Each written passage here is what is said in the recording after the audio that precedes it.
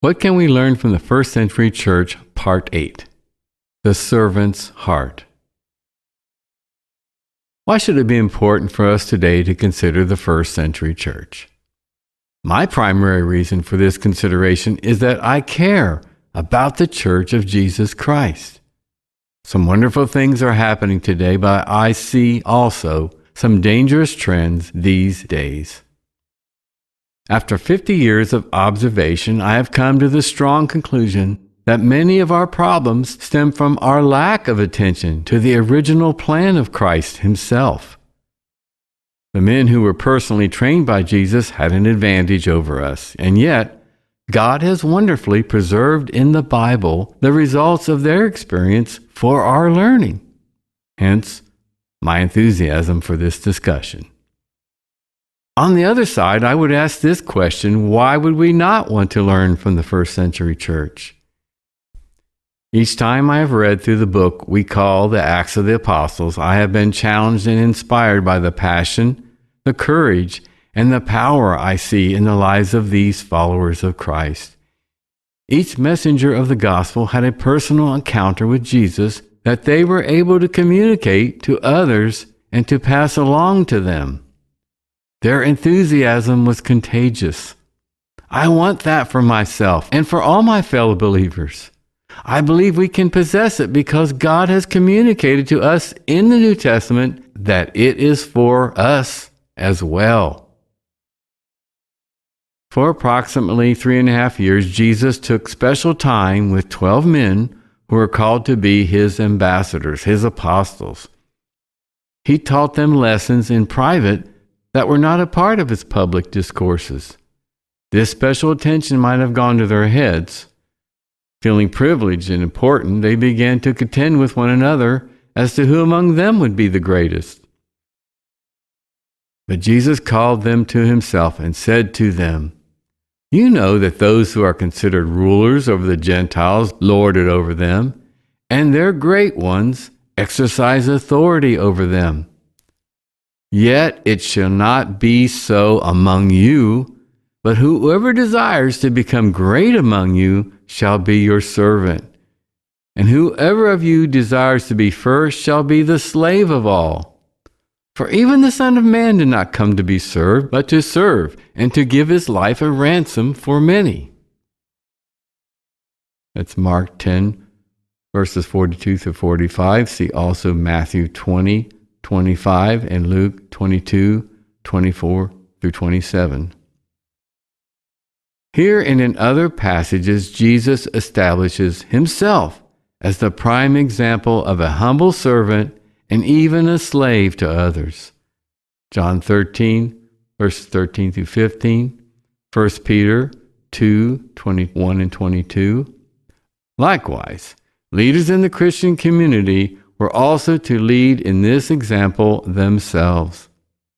1 Timothy 4:12, 1 Peter 5, verses 1 through 6. This is in stark contrast to many leaders in the world and even in the church throughout history.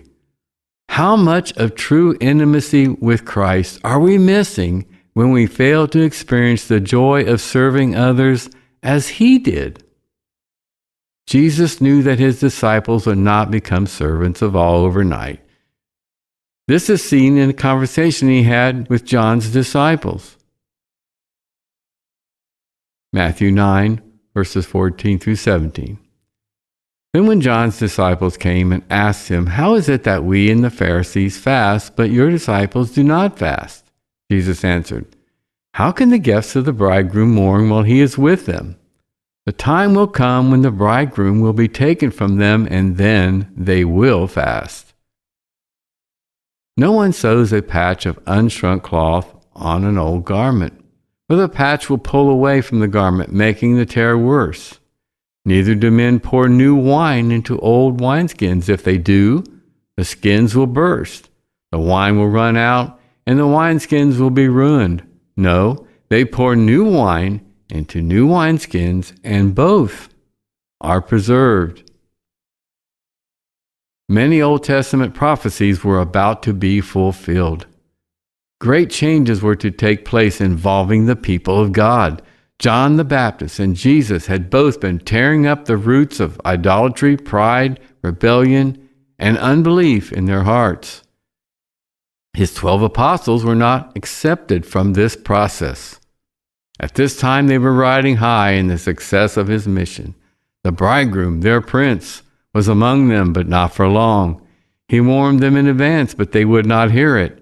When he was eventually taken from them, they were shocked, humiliated, disillusioned, and broken up by the death of their Messiah on a cross.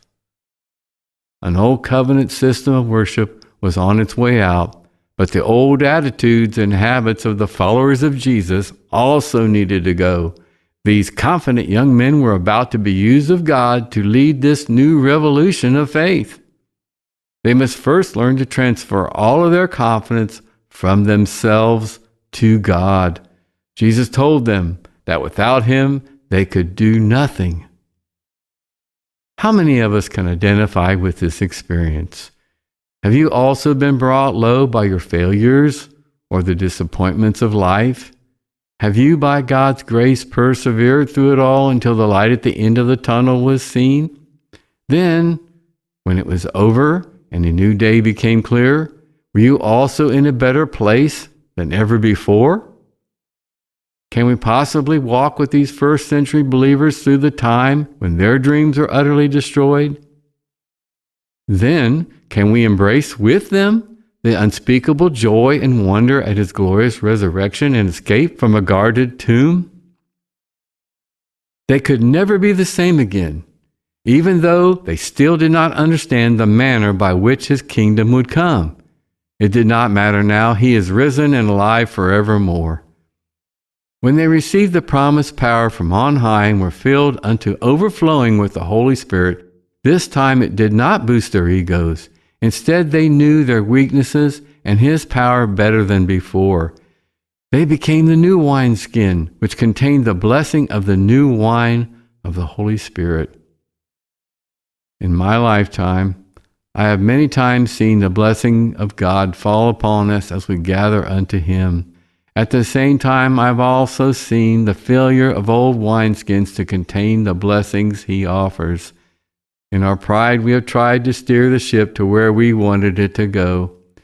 We have held fast to our man-made traditions that too often serve our pride and our egos.